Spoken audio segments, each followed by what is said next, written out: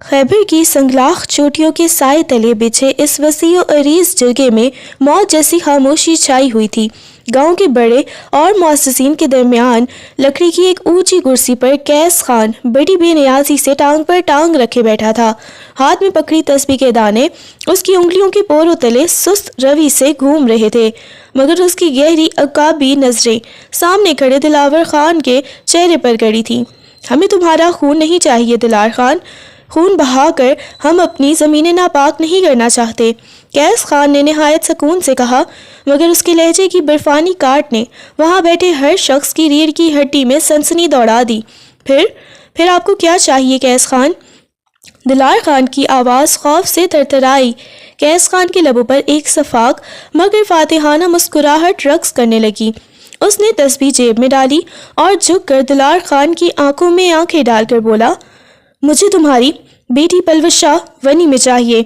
آج کے سورج ڈھلنے سے پہلے اس کا نکاح نامہ میرے ہاتھ میں ہونا چاہیے، ورنہ یاد رکھنا، قیس خان جتنا خاموشی سے مانگنا جانتا ہے اس سے کہیں زیادہ بے رحمی سے چھیننا جانتا ہے۔ اس کے اس اچانک اور تیکھے مطالبے پر پورے جرگے کو جیسے سانپ سونگھ گیا۔ دلار خان کے چہرے کی رنگت سفید پڑ گئی، جبکہ قیس خان کی آنکھوں میں پلوشہ کو پانے کی وہ قدیم تڑپ ایک بار پھر شعلہ بن کر دہکنے لگی۔ چھوٹی حویلی کے در و دیوار اس وقت لرز اٹھے جب جرگے سے لوٹنے والے دلار خان کے قدموں کی چاپ سنائی دی۔ اندر کمرے میں بیڈ پر بیٹھی پلوشہ، جو پہلے ہی اپنی قسمت کے لکھے پر آنسو بہا رہی تھی، باپ کا اترا ہوا چہرہ دیکھ کر ساکت رہ گئی۔ ابا کیا فیصلہ ہوا؟ اس نے لرزتی آواز میں پوچھا۔ دلار خان نے دیوار کا سہارا لیا، ان کی آنکھوں میں شکست کی دھول تھی۔ اس نے تمہیں مانگ لیا ہے پلوشہ، قیس خان نے تمہیں ونی میں مانگا ہے۔ یہ سننا تھا کہ پلوشہ کے ہاتھوں سے دوپٹہ چھوٹ گیا۔ اسے لگا جیسے کسی نے اس کی سانسوں کی ڈوری کھینچ لی ہو۔ نہیں، ایسا نہیں ہو سکتا، وہ بے رحمی شخص، ابا میں بیوہ ہوں۔ وہ کیسے؟ اس کی سسکیاں گلے میں ہی گھٹ گئیں۔ ابھی وہ سنبھل بھی نہ پائی تھی کہ باہر گاڑیوں کے ٹائروں کے چرچرانے کی آواز آئی۔ قیس خان کے مسلح آدمی حویلی کے صحن میں اتر چکے تھے۔ پلوشہ نے کھڑکی سے باہر دیکھا جہاں قیس خان سیاہ سوٹ میں ملبوس، آنکھوں پر چشمہ لگائے، ایک ہاتھ جیب میں ڈالے فاتحانہ انداز میں کھڑا تھا۔ اس کی نظریں سیدھی پلوشہ کی کھڑکی سے جا ٹکرائیں۔ اس نے وہیں سے اپنی پستول نکال کر فضا میں فائر کیا۔ یہ نکاح کا اعلان نہیں تھا، یہ اس بغاوت کے خاتمے کا اعلان تھا جو پلوشہ نے برسوں پہلے اس سے کی تھی۔ تیار ہو جاؤ پلوشہ خانزادی، قیس خان اپنی امانت لینے خود دہلیز پر آ گیا ہے۔ اس کی آواز کھڑکی کے شیشے چیرتی ہوئی پلوشہ کے دل پر لگی۔ نکاح کے الفاظ کیا ادا ہوئے، پلوشہ کے لیے تو موت کے پروانے پر دستخط تھے۔ جیسے ہی قاضی نے نکاح مکمل کیا، قیس خان کسی طوفان کی طرح کمرے میں داخل ہوا۔ پلوشہ جو صوفے پر ڈھیر تھی، اسے سنبھلنے کا موقع بھی نہ ملا جب قیس نے اس کی کلائی کو اپنے آہنی شکنجے میں جکڑا۔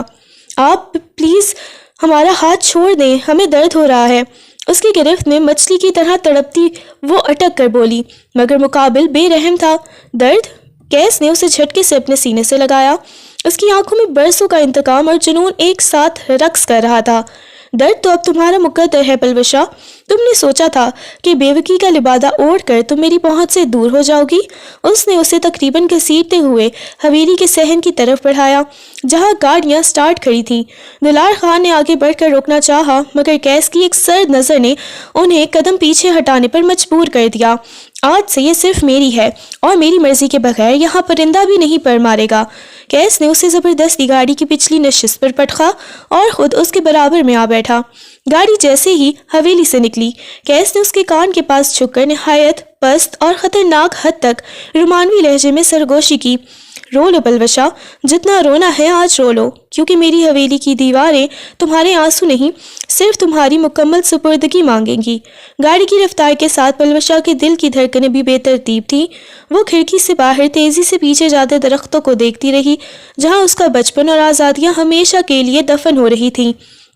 راستہ طویل تھا اور رات کا سیاہ لبادہ پہاڑوں کو اپنی لپیٹ میں لے چکا تھا۔ روتے روتے اس کی ہچکیاں دم توڑ گئیں اور تھکن کے مارے اس کی بوجھل آنکھیں موندنے لگیں۔ نیند کی آغوش میں جاتے ہی اس کا سر ڈھلک کر سیٹ کی بیک سے جا لگا۔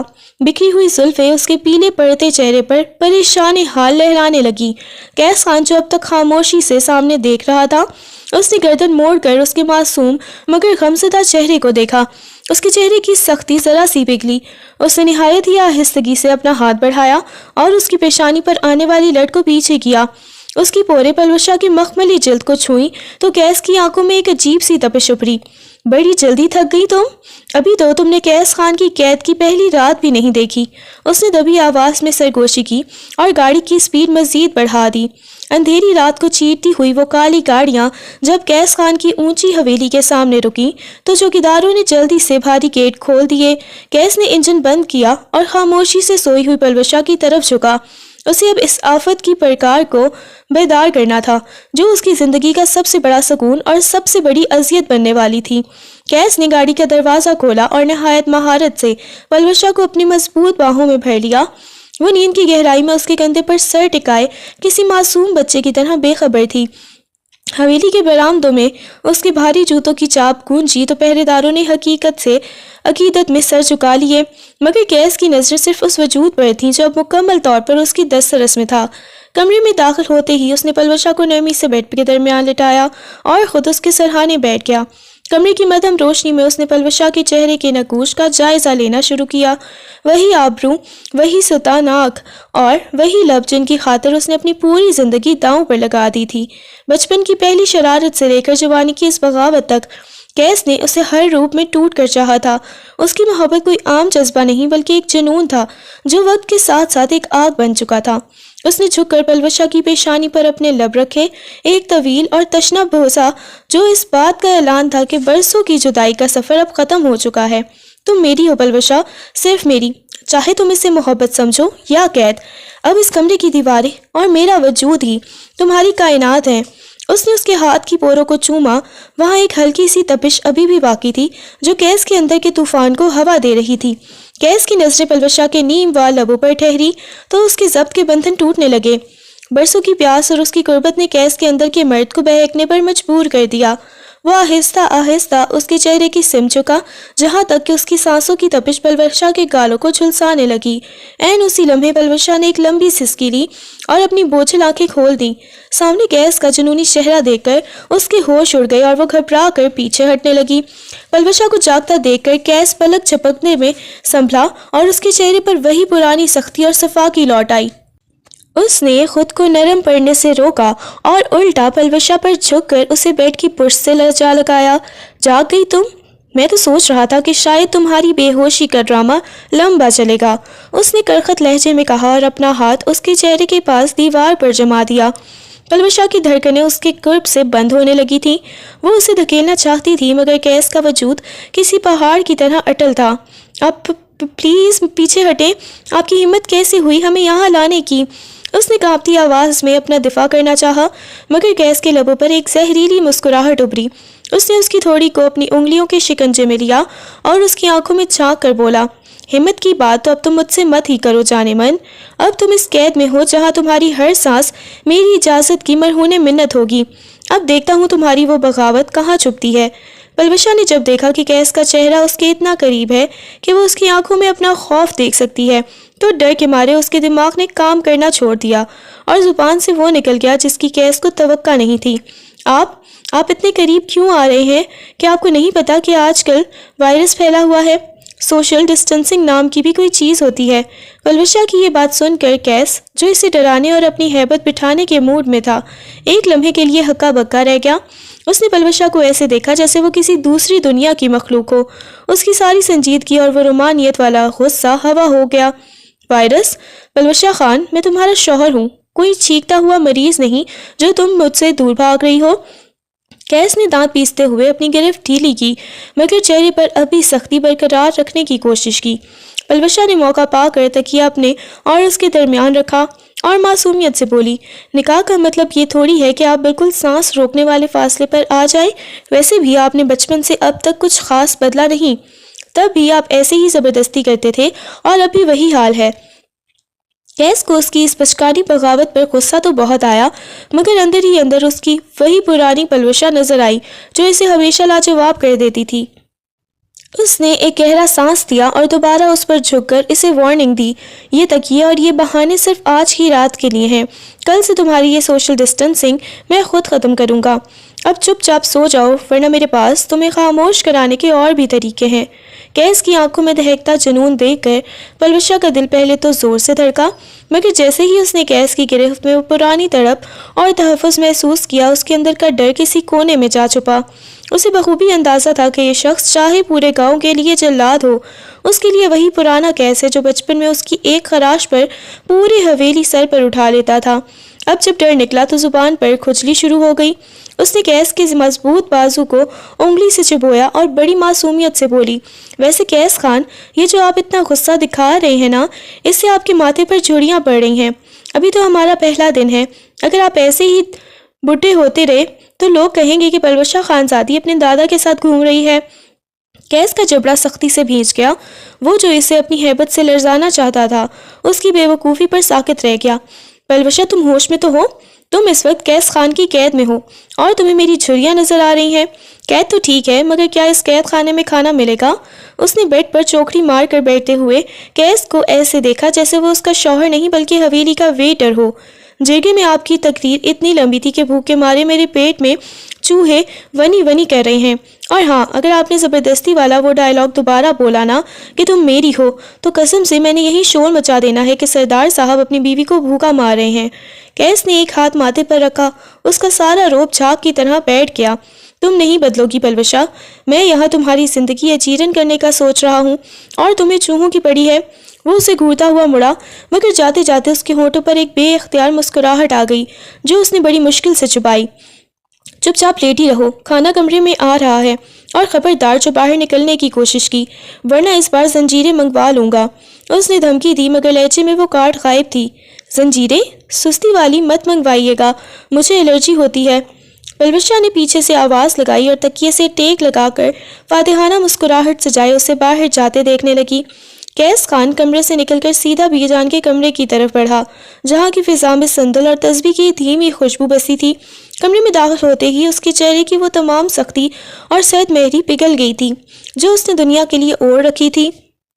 اس نے خاموشی سے بی جان کے قدموں میں فرش پر بیٹھ کر اپنا سر ان کے گھٹنوں پر رکھ دیا، جیسے کوئی تھکا ہارا مسافر اپنی منزل پر آ گیا ہو۔ بی جان نے لرزتے ہاتھوں سے اس کے بالوں میں انگلیاں پھیری اور ایک ٹھنڈی آہ بھری۔ کیس، یہ تم نے کیا کیا میرے بچے؟ کیوں اس معصوم کو خون بہا میں ونی کر کے یہاں لے آئے ہو؟ مرنے والے تو مر کر مٹی ہو گئے، پر تم اس جیتے جاگتے وجود کو کیوں عمر بھر کی سزا دے دی؟ جیتے جی کسی کو سزا دینا تو رب کا کام ہے، انسانوں کا نہیں۔ کیس، بی جان کی بات سن کر کیس کے لبوں پر ایک دلاویز اور گہری مسکراہٹ ابھری۔ اس نے ان کا ہاتھ چوما اور سر اٹھائے بغیر دھیمے لہجے میں بولا، آپ کو سچ میں ایسا لگتا ہے کہ میں اپنی پلوشا کو کبھی سزا دے سکتا ہوں؟ اس نے ایک لمحے کا توقف کیا، جیسے ان الفاظ کا ذائقہ محسوس کر رہا ہو۔ میں تو اسے دنیا کی نظروں سے بچا کر لایا ہوں۔ جرگے میں اگر میں اسے ونی میں نہ مانگتا تو قبائلی دشمنی کی آگ اسے جلا کر راکھ کر دیتی۔ میں اس کے لیے جلاد نہیں، ڈھال بن کر آیا ہوں۔ پلوشا میری سزا نہیں، میری وہ دعا ہے جو برسوں بعد قبول ہوئی ہے، اور کیس خان اپنی زندگی کی سب سے قیمتی دعا کو کبھی دکھ نہیں پہنچائے گا۔ بی جان نے اسے حیرت سے دیکھا۔ وہ سمجھ رہی تھی کہ یہ دشمنی کا بدلہ ہے، مگر یہاں تو عشق کی نئی داستان لکھی جا رہی تھی۔ پر وہ تو تم سے خوف زدہ ہے کیس، وہ تو تمہیں دشمن سمجھتی ہے۔ کیس نے ایک شرارت بھری انداز میں سر اٹھایا اور مسکرایا، اسے میری عادت ڈالنی ہے، اس کا خوف تو میں 2 دن میں ہی ختم کر دوں گا۔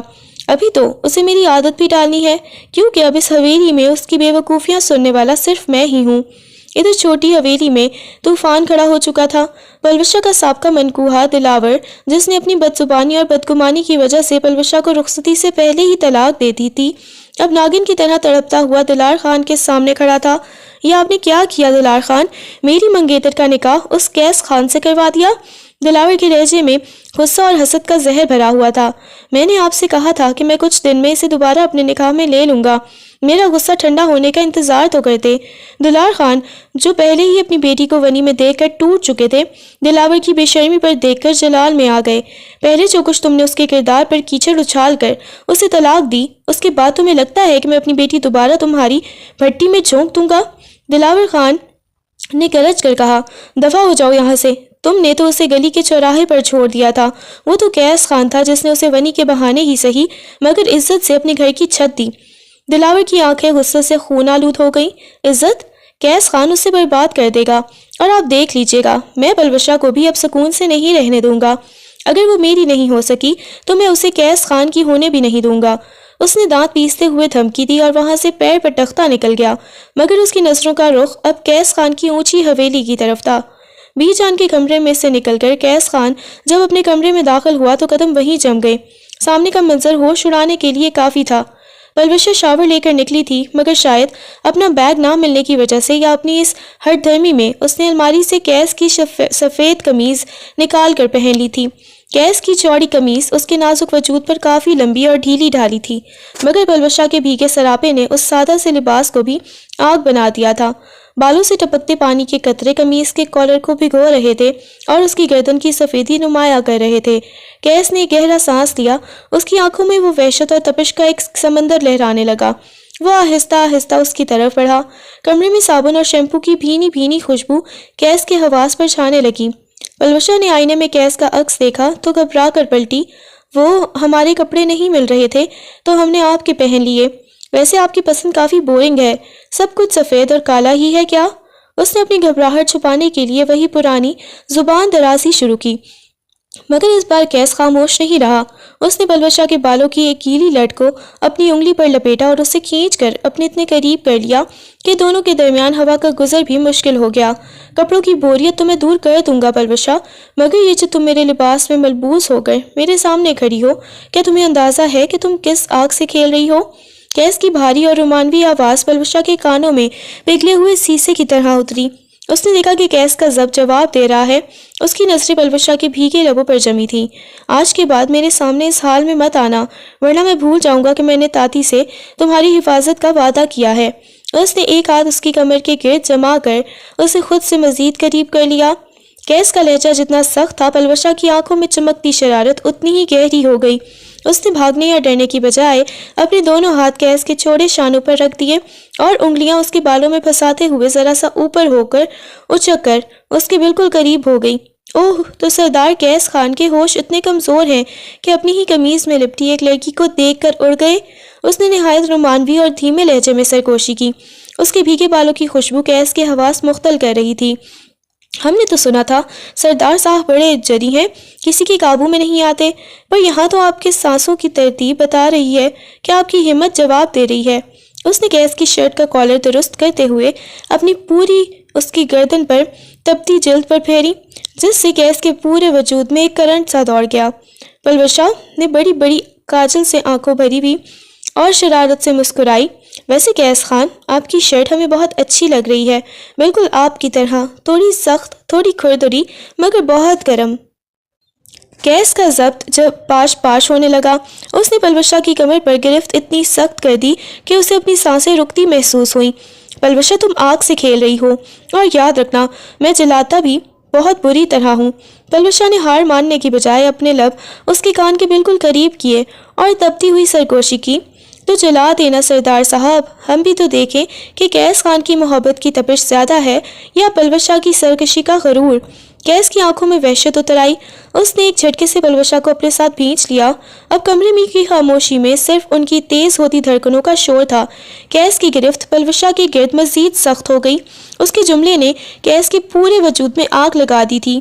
पलवशा ने उसकी आंखों की वहशत देखते हुए भी अपनी नजरें नहीं झुकाईं, बल्कि उसके माथे से अपना माथा टिकाकर एक ऐसी बात कह दी जिसने कैस का बच्चा कुचा जब्त भी राख कर दिया। कैस खान, लोग कहते हैं हम आपकी कैद में हैं, दुश्मनी का शिकार है, मगर सच तो ये है कि हम बचपन से ही आपके इस जुनून के कैदी थे।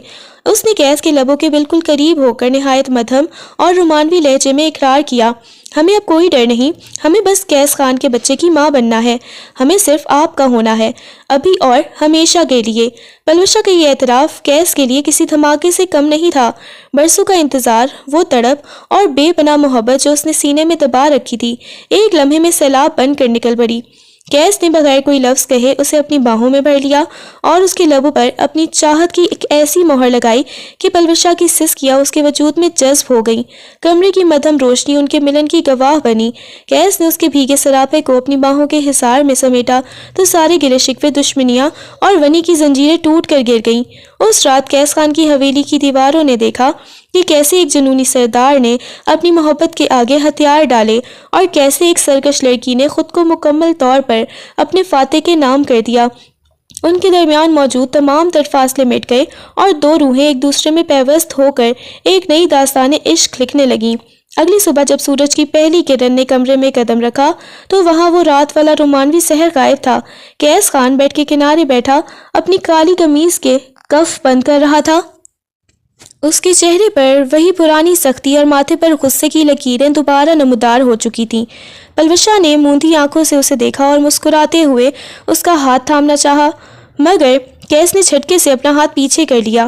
اٹھ جاؤ پلوشا، یہ مت سمجھنا کہ کل رات جو کچھ ہوا اس سے ہماری دشمنی ختم ہو گئی یا تمہارے باپ کا گناہ دھل گیا۔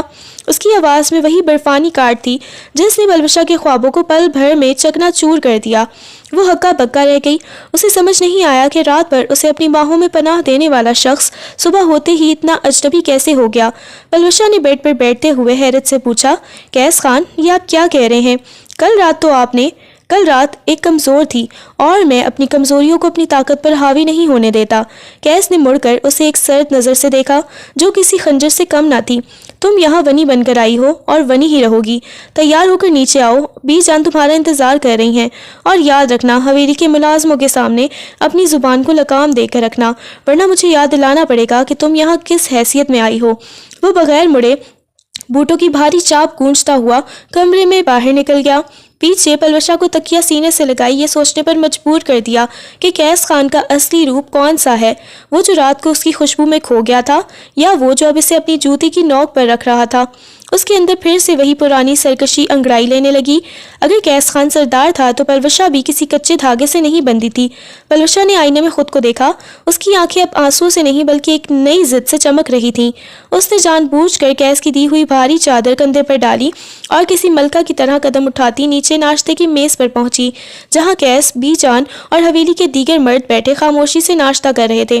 پلوشا نے سب کی موجودگی کی پرواہ کیے بغیر قیس کے بالکل برابر والی کرسی کھینچی اور بیٹھتے ہی اس کی پلیٹ سے پراٹھے کا نوالا توڑ کر بڑے مزے سے اپنے منہ میں رکھ لیا۔ میز پر جیسے طوفان تھم گیا۔ سب نے حیرت سے اس ونی کو دیکھا جو سردار کی پلیٹ میں ہاتھ رکھ کر قیس کا ہاتھ چائے کے کپ پر جم گیا۔ اس نے تیکھی نظروں سے پلوشا کو گھورا۔ یہ کیا بدتمیزی ہے پلوشا، تمہارے لیے ناشتہ دوسری طرف رکھا ہے، قیس نے دبی آواز میں غصے سے کہا۔ پلوشا نے بڑی معصومیت سے کندھے اچکائے اور سب کے سامنے بلند آواز میں بولی، کیوں قیس خان، ابھی کل ہی تو آپ کہہ رہے تھے کہ جو میرا ہے وہ تمہارا ہے، اب ایک پراٹھے پر اتنی کنجوسی؟ ویسے تاتی، آپ کے پوتے کو غصہ بھی اب بہت آتا ہے، پر سچ بتاؤں تو یہ غصہ صرف کمرے سے باہر نکلنے تک کا ہی ہوتا ہے، اندر تو یہ بالکل… پلوشا، قیس نے دھاڑ کر اسے خاموش کرانا چاہا۔ اس کا چہرہ غصے اور تھوڑی سی شرمندگی سے لال ہو رہا تھا کیونکہ بی جان کے لبوں پر ایک معنی خیز مسکراہٹ آ گئی تھی۔ پلوشا ذرا نہ ڈری بلکہ اس کے قریب جھک کر اس کے کان میں اتنی سرگوشی میں آواز کی کہ جان بھی سن لے، سردار صاحب یہ مصنوعی غصہ اپنے پاس رکھیں، آپ کی کالی قمیص اب بھی میرے کمرے میں آپ کی محبت کی گواہی دے رہی ہے، اب چپ چاپ ہمیں مکھن لگا کر دیں ورنہ میں اگلا انکشاف وہ کروں گی کہ آپ کسی کو شکل دکھانے کے لائق نہیں رہیں گے۔ قیس خان جو اپنے پورے علاقے کا بے رحم سردار مانا جاتا تھا، پلوشا کی اس بے باکی پر، بے وقوفی پر سب کے سامنے لاجواب ہو کر رہ گیا۔ اس نے غصے سے چھری کانٹا میز پر پٹکا مگر خاموشی سے مکھن کی پلیٹ اس کی طرف سرکا دی۔ بی جان نے ہنستے ہوئے دیکھا اور کہنے لگی، لگتا ہے قیس اس بار تمہارا پالا کسی لوہے کے چنے سے پڑا ہے، جو چبایا تو گیا نگلا بھی نہیں جائے گا۔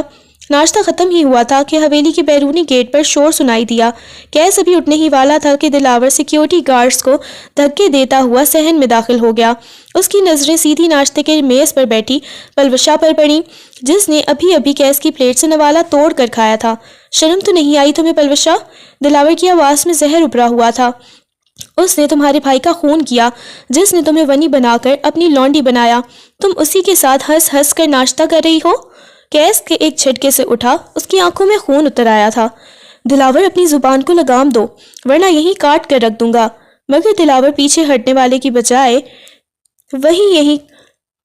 ایک گھٹیا سی مسکراہٹ کے ساتھ پلوشا کی طرف بڑھا اور ایک لفافہ میز پر پھینکا۔ قیس خان، تم جسے امانت پر اتار رہے ہو ذرا اس سے پوچھو تو صحیح کہ برسوں رات سے یہ کس سے ملنے آئی تھی۔ یہ طلاق یافتہ عورت تمہارے قابل نہیں. یہ تو مجھ سے گڑ گڑا کر کہہ رہی تھی کہ مجھے یہاں سے نکال کر لے جاؤ. لفافے سے کچھ تصویریں باہر گریں جن میں پلوشا اندھیرے میں کسی مرد کے ساتھ کھڑی باتیں کر رہی تھی. دراصل وہ اس کا اپنا بھائی تھا جو چھپ کر اس سے ملنے آیا تھا، مگر تصویریں اس زاویے سے لی گئی تھی کہ وہ دلاور لگ رہا تھا. کیس نے تصویریں دیکھیں تو اس کا دماغ گھوم گیا. اسے کل رات پلوشا کا رومانوی انداز اب ایک چال لگنے لگا. اس نے غصے سے پلوشا کا بازو جکڑا اور اسے اپنی طرف گھمایا. یہ سب سچ ہے؟ کل رات جو تم نے مجھ سے باتیں کی وہ صرف اس لیے تھیں کہ تم میرا رخ موڑ سکو تاکہ تم اپنے سیار کے ساتھ بھاگ سکو. کیس میری بات سنے، یہ دلاور جھوٹ بول رہا ہے، وہ میرا بھائی تھا. پلوشا نے تڑپ کر صفائی دینی چاہی مگر کیس کے کان اب کچھ سننے کو تیار نہیں تھے. خاموش، کیس نے دھاڑ کر اسے چپ کرا دیا. اس نے دلاور کی طرف ایک جنونی نظر ڈالی اور پھر پلوشا کو گھسیٹتے ہوئے سیڑھیوں کی طرف لے جانے لگا. جسے میں نے اپنی عزت سمجھا وہ آج بھی اس دو کوڑی کے انسان کے خواب دیکھ رہی ہے. پلوشا روتی رہی، چلاتی رہی، مگر کیس کے اندر کا وہ شکی سردار بیدار ہو چکا تھا جسے اب اپنی محبت سے زیادہ اپنی انا زخمی ہوتی نظر آ رہی تھی. اس نے اسے کمرے میں پٹخا اور باہر سے تالا لگا دیا. ان کے درمیان محبت کا جو نازک پل رات کو بنا تھا وہ دلاور کی ایک چال سے ٹوٹ کر بکھر چکا تھا. کیس خان کی غصے کی آگ اب حویلی کے در و دیوار کو جھلسا رہی تھی. اس نے اپنی جیب سے پستول نکالی اور دلاور کی طرف بڑھا مگر بی جان نے اس کا راستہ روک لیا. کیس، ہوش کے ناخن لو، یہ دلاور کی چال ہے. وہ تمہیں اور پلوشا کو برباد کرنا چاہتا ہے. ہر جائیں تاتی، آج اس کا قصہ ہی ختم کر دوں گا. کیس نے دلاور کو گریبان سے پکڑا اور اسے گھسیٹتے ہوئے حویلی کے گیٹ تک لے گیا جہاں اسے زوردار دھکا دے کر باہر پھینکا. اگر دوبارہ اس حویلی کے سائے میں بھی نظر آئے تو لاش اٹھانے والا تمہیں کوئی نہیں ملے گا. دلاور ہنستا ہوا وہاں سے چلا گیا. اس کا کام ہو چکا تھا. وہ کیس کے دل میں شک کا بیج بو چکا تھا. کیس واپس اوپر کمرے میں آیا اور تالا کھول کر اندر داخل ہوا. پلوشا فرش پر بیٹھی رو رہی تھی. کیس خان، میری بات تو سنے، وہ میرا بھائی تھا، وہ دلاور نہیں تھا. کیس نے اس کے جبڑے کو سختی سے پکڑ کر اسے اٹھایا. بھائی تھا تو تم چھپ کر کیوں مل رہا تھا اور تم نے مجھے کیوں نہیں بتایا؟ اس کی آواز میں وہ تڑپ تھی جو صرف ایک دھوکہ کھانے والے عاشق کی ہوتی ہے. تم نے رات کو جو ڈرامہ کیا وہ صرف اس لیے تھا کہ میں تم پر بھروسہ کر لوں اور تم یہاں سے بھاگ سکو. بولو. پلوشا نے اس کے ہاتھ پر کاٹا اور روتے ہوئے چلائی. ہاں، ہم بھاگنا چاہتے تھے کیونکہ آپ جیسا پتھر دل انسان کبھی محبت کے قابل نہیں ہو سکتا. آپ کو تصویروں پر یقین ہے، اپنی پلوشا پر نہیں، تو جائیں مان لیں اس دلاور کو. کیس کا ضبط جواب دے گیا. اس نے پلوشا کو دوبارہ بیڈ پر پٹخا اور اس پر جھک کر اس کی آنکھوں میں آنکھیں ڈالی. محبت تو اب تم دیکھو گی پلوشا. اب تم اس کمرے سے تب تک باہر نہیں نکلو گی جب تک تم خود اپنی زبان سے اپنے اس یار کا نام نہیں اگلتی. اس نے غصے میں کمرے کا سارا سامان ادھر ادھر پھینکنا شروع کر دیا. پلوشا کو سمجھ آ گیا تھا کہ اب کیس کا غصہ خاموش ہونے والا نہیں ہے. اس نے فیصلہ کر لیا کہ اگر وہ اسے شک کی نظر سے دیکھتا تو وہ بھی اب اسے اپنی بے گناہی کا یقین نہیں دلائے گی. اس نے اپنی آنکھیں صاف کی اور ایک سرد مسکراہٹ کے ساتھ بولی. ٹھیک ہے سردار صاحب، اگر آپ کو شک ہی پیارا ہے تو پھر آپ پلوشا خانزادی بھی کو دکھائیں جس کا آپ نے خواب ہی نہیں دیکھا ہوگا، نہ سوچا ہوگا. پلوشا نے ایک گہرا سانس لیا اور اپنی آنکھوں کے آنسو صاف کر کے کیس کے بالکل مقابل کھڑی ہو گئی. اس کے چہرے پر خوف کی جگہ اب ایک ایسی بے باک چمک تھی جس نے کیس کو چونکا دیا. آپ کو سچ جاننا تھا نا کیس خان، تو قریب آئیں کیونکہ سچ بہت گہرا ہے. اس نے کیس کی شرٹ کے کالر کو مٹھی میں بھر کر اسے اپنی سمت جھکایا. کیس جو غصے میں بپھرا ہوا تھا اس کے اس اچانک وار پر ساکت رہ گیا. پلوشا نے اس کی آنکھوں میں آنکھیں ڈال کر نہایت نرمی اور دھیمے تپتے ہوئے لہجے میں سرگوشی کی. جس تصویر پر آپ کو اتنا ناز تھا اس میں وہ شخص مجھ سے میری زندگی مانگ رہا تھا اور میں نے اسے جواب دیا تھا کہ میری زندگی اب کیس خان کی ملکیت ہے. مگر افسوس سردار صاحب کی نظریں صرف دشمن کی دی ہوئی تصویروں تک ہی محدود رہیں. اس کا دل تک نہیں پہنچ سکی تھی جو اب صرف ان کے لیے دھڑکتا ہے. کیس کا غصہ ایک پل کے لیے پگھلا. اس کی گرفت ڈھیلی ہوئی مگر پلوشا کا وار ابھی ختم نہیں ہوا تھا. اس نے کیس کے لبوں کے قریب اپنے لب لا کر اسے اپنی سانسوں کے حصار میں لیا اور بولی. آپ نے مجھ پر شک کر کے اپنی محبت کی توہین کی ہے. اب سزا تو ملے گی کیس خان، اور وہ سزا یہ ہے کہ آپ بے شک آپ کو ہر پل جلا دے گا مگر اب کبھی اپنی بے گناہی کا ثبوت نہیں دوں گی. اس سے پہلے کہ کیس اسے جواب دیتا پلوشا نے ایک زوردار جھٹکے سے خود کو اس سے چھڑایا اور کمرے کی کھڑکی کی طرف بھاگی. کیس نے اسے روکنے کے لیے ہاتھ بڑھایا. پلوشا رک جاؤ. پاگل پن مت کرو۔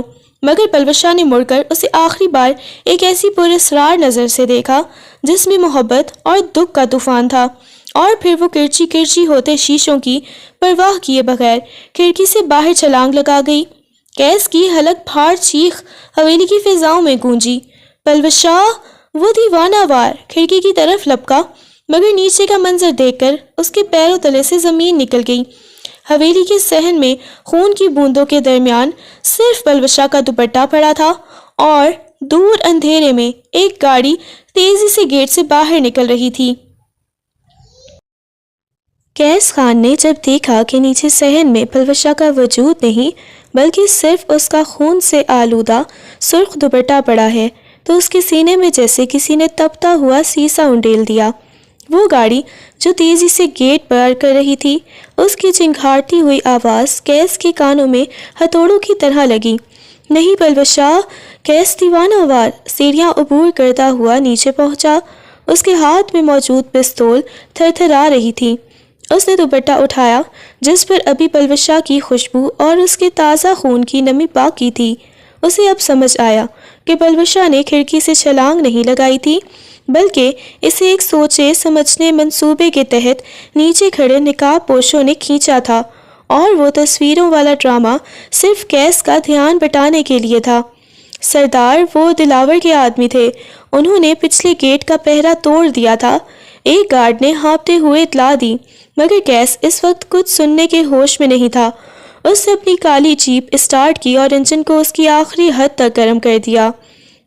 اگر اس سے ایک خراش بھی آئی دلاور، تو میں اس زمین کو تمہارے خاندان کی قبرستان میں بدل دوں گا۔ کیس نے دانت پیستے ہوئے گاڑی گیٹ سے باہر نکالی۔ اندھیری سڑک پر اس کی جیپ کی ہیڈ لائٹس اس کالی گاڑی کا پیچھا کر رہی تھیں جو پہاڑی راستوں پر اوجھل ہو رہی تھی۔ ادھر اس کالی گاڑی کی پچھلی سیٹ پر پلوش شاہ بے ہوش پڑی تھی۔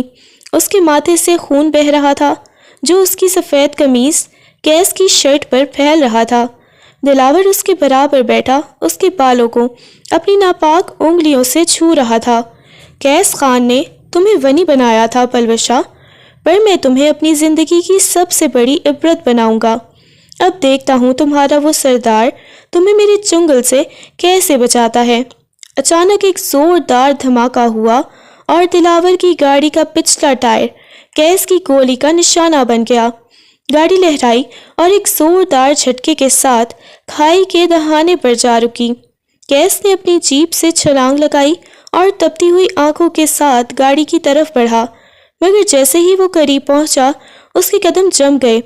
دلاور نے پلوش شاہ کی گردن پر خنجر رکھ دیا تھا اور وہ کھائی کے بالکل کنارے پر کھڑا تھا۔ ایک قدم اور آگے بڑھا کیس خان تو یہ حسینہ سیدھی جہنم کی گہرائیوں میں ہوگی۔ کیس خان کی آنکھوں میں اس وقت موت رقص کر رہی تھی۔ اس نے اپنی گن کا نشانہ دلاور کے عین ماتھے پر باندھا اور گرج کر بولا، دلاور پلوش شاہ کو چھوڑ دو، میں تمہیں ایک بار پھر زندگی کی مہلت دے رہا ہوں۔ اگر اس کے بال کو بھی نقصان پہنچا تو میں تمہاری نسلیں مٹا دوں گا۔ یہ کیس خان کا کال نہیں ہے۔ دلاور نے پلوش شاہ کی گردن پر خنجر کا دباؤ مزید بڑھا دیا۔ اپنی یہ سرداری دھمکیاں اپنے پاس رکھو کیس، آج یا تو پلوش شاہ میری ہوگی یا پھر اس کھائی کی۔ ابھی کیس دلاور کی باتوں میں الجھائے ہوئے تھا کہ جھاڑیوں کے پیچھے چھپے دلاور کے ایک آدمی نے موقع پا کر ٹریگر دبا دیا۔ ٹھا! ایک گولی سناٹے کو چیرتی ہوئی آئی اور کیس کے دائیں بازو کو چیرتی ہوئی نکل گئی۔ کیس کے ہاتھ سے گن چھوٹ کر دور جا گری اور وہ درد کی شدت سے کراہتے ہوئے ایک گھٹنے کے بل نیچے گر گیا۔ اس کے سفید کف سے خون تیزی سے رس کر زمین کو سرخ کرنے لگا۔ کیس بے ہوش کی غنودگی میں پلوش شاہ کے کانوں میں گولی کی آواز پڑی تو اس نے تڑپ کر آنکھیں کھولی۔ سامنے اپنے مضبوط سردار کو لہولہان دیکھ کر اس کی روح کانپ گئی۔ دلاور شیطانی کہا لگا کر آگے بڑھا، کیوں سردار صاحب؟ نکل گئی ساری سرداری؟ جس بازو پر ناز تھا آج وہی جواب دے گیا۔ اس نے زخمی کیس کو ٹھوکر مارنے کے لیے پیر اٹھایا، مگر اسے یہ اندازہ نہیں تھا کہ کیس خان زخمی ہونے کے بعد مزید خطرناک ہو جاتا ہے۔ کیس نے اپنے زخمی بازو کی پرواہ کیے بغیر دوسرے ہاتھ سے زمین پر پڑا ایک پتھر اٹھایا اور پوری قوت سے دلاور کے ٹخنے پر مارا۔ دلاور بلبلا کر پیچھے ہٹا اور پلوشہ پر اس کی گرفت ذرا سی ڈھیلی ہوئی۔ جیسے ہی دلاور کی گرفت ڈھیلی ہوئی، پلوشہ نے اپنی پوری طاقت جمع کی اور کوہنی دلاور کے پیٹ میں ماری۔ دلاور ابھی سنبھل بھی نہ پایا تھا کہ کیس، جو کہ ایک زخمی شیر کی طرح خرا رہا تھا، لہو لہان بازو کے ساتھ ہی اس پر جھپٹ پڑا۔ اس نے اپنا بایاں ہاتھ دلاور کے گلے پر جما کر اسے کھائی کے کنارے پر دے مارا۔ تمہاری جرت کیسے ہوئی اسے چھونے کی؟ کیس کی آواز میں قہر تھا۔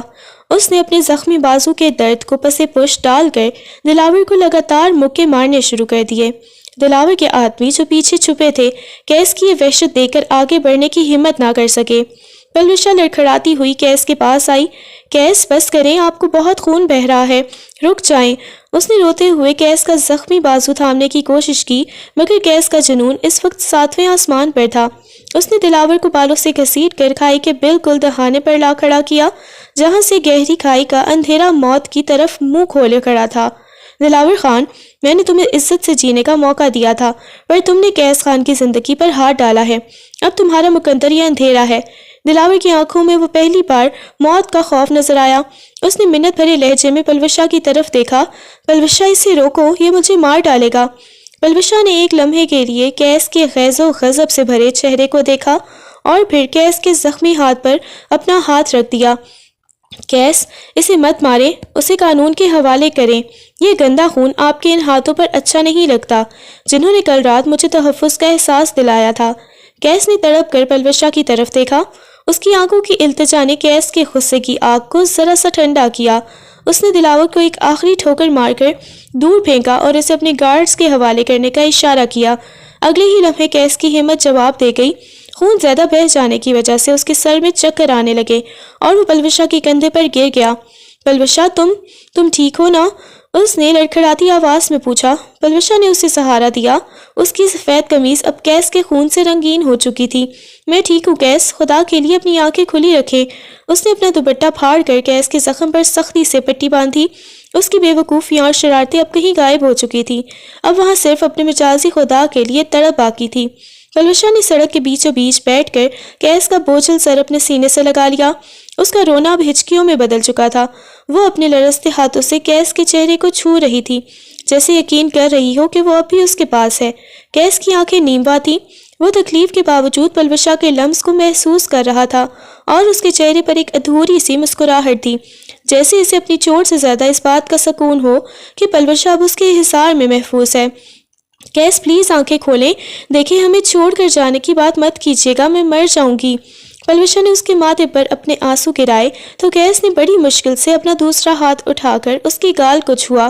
تم تو بہت بہادر بن رہی تھی، اب کیوں رو رہی ہو؟ کیس کی آواز حد سے زیادہ دھیمی ہو چکی تھی۔ اسی لمحے دور سے پولیس کے سائرن کی آوازیں قریب آنے لگیں اور نیلی و پیلی روشنیاں اندھیری سڑک پر ناچنے لگیں۔ پولیس کی گاڑیوں نے دلاور کے آدمیوں کو چاروں طرف سے گھیر لیا۔ انسپکٹر نے آگے بڑھ کر دلاور کو ہتھکڑی لگائی، جو ابھی تک زمین پر پڑا کراہ رہا تھا۔ پولیس کو آتا دیکھ کر پلوشہ نے ذرا سکون کا سانس لیا، مگر اس کی پوری توجہ کیس پر تھی۔ انسپکٹر صاحب، جلدی کریں، ان کا بہت خون بہہ گیا ہے، پلوشہ نے اونچی آواز میں پکارا۔ اس کا چہرہ اور کپڑے کیس کے خون سے رنگے ہوئے تھے، مگر اسے اپنی حالت کی کوئی پرواہ نہیں تھی۔ کیس نے پلوشہ کے سینے پر سر رکھے ہوئے ایک گہرا سانس لیا اور بڑبڑایا، پلوشہ، تم نے کہا تھا نا کہ میں تمہارے بچے کی ماں بننا ہے، اس وعدے کو یاد رکھنا، ابھی مجھے کچھ نہیں ہونے والا۔ یہ کہہ کر اس نے اپنی آنکھیں موند لی، مگر اس بار یہ بے ہوشی نہیں، ایک فاتحانہ سکون تھا۔ پولیس اور ایمبولینس کے عملے نے کیس کو اسٹریچر پر ڈالا۔ پلوشہ نے اس کا ہاتھ نہیں چھوڑا اور ایمبولینس میں اس کے ساتھ سوار ہو گئی۔ رات کی سیاہی چھٹ رہی تھی اور افق پر پہلی کرنیں نمودار ہو رہی تھیں، جیسے ان کی زندگی کی ایک نئی اور پرامن صبح کا آغاز ہونے والا ہو۔ ہسپتال کے وی آئی پی وارڈ میں ہر طرف خاموشی کا راج تھا، صرف مشینوں کی بیپ بیپ کی آواز سنائی دے رہی تھی۔ کیس کو ہوش آئے چند گھنٹے ہو چکے تھے، مگر کمرے کی فضا اب بھی بوجھل تھی۔ پلوشہ اس کے بیڈ کے پاس بیٹھی خاموشی سے پٹیاں اور ادویات ترتیب دے رہی تھی۔ اس کی وہ چلپلی زبان جیسے کہیں گم ہو گئی تھی اور آنکھوں میں موجود شرارت کی جگہ ایک گہری اداسی نے لے لی تھی۔ کیس اسے مسلسل دیکھ رہا تھا۔ وہ شرمندہ تھا اپنی انا اور اس پر شک کی، جس کی وجہ سے اس نے پلوشہ پر ہاتھ اٹھانے اور اسے کمرے میں بند کرنے کی ہمت کی تھی۔ پلوشا نے جب پانی کا گلاس اس کے لبوں سے لگایا تو کیس نے اس کا ہاتھ تھام لیا۔ پلوشا، مجھ سے بات نہیں کرو گی؟ کیس کی آواز میں نکاہت کے ساتھ ساتھ ایک گہرا پچھتاوا تھا۔ پلوشا نے خاموشی سے اپنا ہاتھ چھڑایا اور گلاس میز پر رکھ دیا۔ اس کی نظریں اب بھی جھکی ہوئی تھی۔ آپ کو دوائی لینی ہے کیس خان، ڈاکٹر نے کہا ہے کہ بہت زیادہ بات کرنے سے آپ کا بلڈ پریشر بڑھ سکتا ہے۔ میرا بلڈ پریشر تمہاری اس خاموشی سے بڑھ رہا ہے۔ کیس نے کراتے ہوئے تھوڑا اٹھنے کی کوشش کی تو زخم میں ٹیس اٹھی۔ پلوشا فوراً اسے سہارا دینے کے لیے جھکی تو کیس نے اسے اپنے قریب ہی روک لیا۔ مجھے معاف کر دو پلوشا، دلاور کی باتوں اور ان تصویروں نے میرے دماغ پر پردہ ڈال دیا تھا۔ میں بھول گیا تھا کہ تم وہ پلوشا ہو جس کے لیے میں نے اپنی زندگی وقف کر دی تھی۔ پلوشا کی آنکھوں میں آنسو بھر آئے۔ اس نے کیس کے چہرے کی طرف دیکھا۔ آپ کو اپنی محبت پر بھروسہ نہیں تھا کیس خان، یا شاید آپ کو مجھ پر بھروسہ نہیں تھا۔ شک تو دشمنوں پر کیا جاتا ہے، جنہیں اپنی باہوں میں بھر کر سکون پایا جاتا ہے، ان پر نہیں۔ کیس نے اپنا تندرست ہاتھ پلوشا کے گال پر رکھا اور اسے اپنے ماتھے سے لگایا۔ شک تمہارے کردار پر نہیں تھا پلوشا، شک اپنی تقدیر پر تھا کہ کہیں تم مجھ سے چھین نہ لی جاؤ۔ میں شرمندہ ہوں اپنی ہر اس بات پر جس نے تمہارا دل دکھایا۔ پلوشا نے ایک لمبی سسکی لی اور کیس کے کندھے پر سر رکھ دیا۔ آئندہ کبھی ایسا مت کیجیے گا، ورنہ میں سچ میں کھڑکی سے چھلانگ لگا دوں گی اور اس بار کوئی گاڑی مجھے بچانے نہیں آئے گی۔ کیس نے اسے اپنی ساتھ بھینچ لیا۔ اس کی آنکھوں میں اب وہ پرانی سختی نہیں بلکہ پلوشا کے لیے بے پناہ پیار تھا۔ اب اس حویلی میں صرف تمہاری حکمرانی ہوگی اور تمہاری زبان درازی بھی۔